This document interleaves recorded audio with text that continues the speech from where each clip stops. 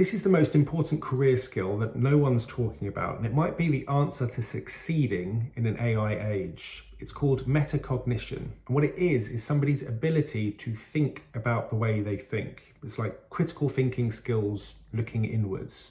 So people with high metacognition are better able to spot their own assumptions and their unconscious biases. They're better at spotting inconsistencies in somebody else's arguments, and they're far harder to manipulate or rage bait. But the problem is, AI becomes dangerous for people with low metacognition. A recent study proved this. People using AI found it much harder to accurately judge their own abilities. They assumed it was all their own talents and didn't recognize the role AI was playing. It's like the Dunning-Kruger effect for the AI age.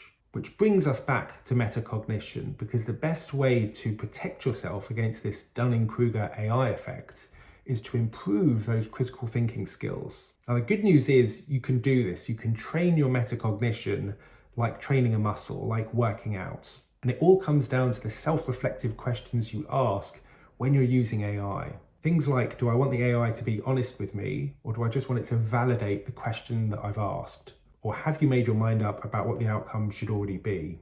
And most importantly, would you defend your point if challenged? If you had to stand up in front of your boss or 100 people and were challenged on what it was that you produced with AI, would you stick to it because you knew the process and you really understood the material? Or would you fold because in reality, you just copied and pasted? So this is why metacognition is so important.